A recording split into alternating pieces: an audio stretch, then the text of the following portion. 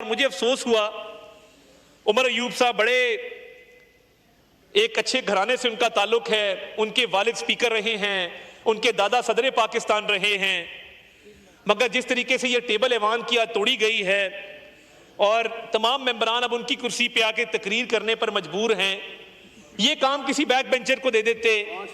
Leader of opposition ने 5 लाइनों का माइक जो है वो खराब कर दिया और पूरी दुनिया में झागसाई हो रही है कि कैसा लीडर ऑफ ऑपोजिशन है कि घर से एक ग्रोन मैन घर पे फोल्डर तैयार करता है टेपे लगा के कि मैं जोर से किस तरह आके यहाँ पे मारूंगा। आप सोचें कि एक ठीक ठाक उम्र का आदमी अपने घर में बैठ के फोल्डर जोड़ता हो, उस पे टेपे लगाता हो, सोच के साथ कि असेंबली में आके टेबल तोड़नी है।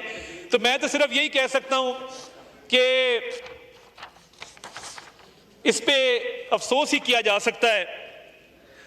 और बजट के ऊपर सैलरी क्लास के हवाले से मैं हाउस को प्राइज करना चाहता हूं।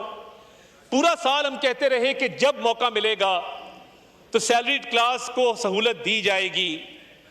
हर स्लैब के अंदर परसेंटेज वाइज कमी की गई है और वाज़े कमी की गई है, और ये कमी जो सैलरी क्लास के टैक्सेस में की गई है, ये उस 10% सैलरीज के इंक्रीज के इजाफे के अलावा है। तो ये 2 तरह के फायदे लोगों को मिले हैं।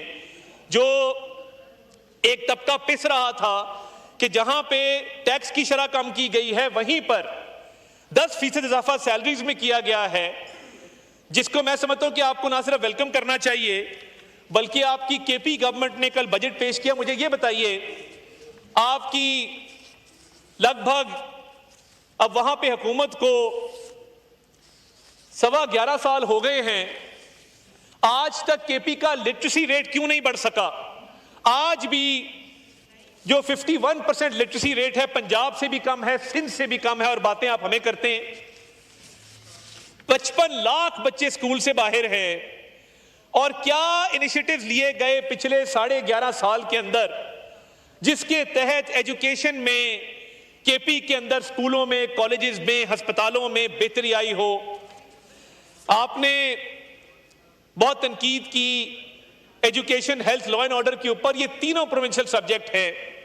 क्या कोई ये बता सकता है कि कल केपी के बजट के अंदर कौन सा ऐसा इनकलाबी कदम उठाया गया है जिससे आप लोगों के हलकों के अंदर एक रेवोल्यूशन आ जाएगा और केपी के स्कूल जो हैं वो दानिश स्कूल से बेहतर हो जाएंगे, केपी का लेडी रीडिंग अस्पताल पीकेएलआई से बेहतर हो जाएगा? हम तो चाहते हैं कि केपी भी हमारे दिल के उतना करीब है जितना पंजाब है, मगर आप 10 साल शहबाज शरीफ के वहां पे देखें और अब मरियम नवाज का टेन्योर देखें और अपने 11.25 साल देखें।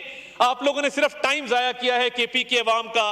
अभी तक कोई इनकलाबी कदम नहीं उठा सके हेल्थ में, एजुकेशन में, लॉ एंड ऑर्डर में। अभी तक पेशावर का सेफ सिटी कंप्लीट नहीं हो सका।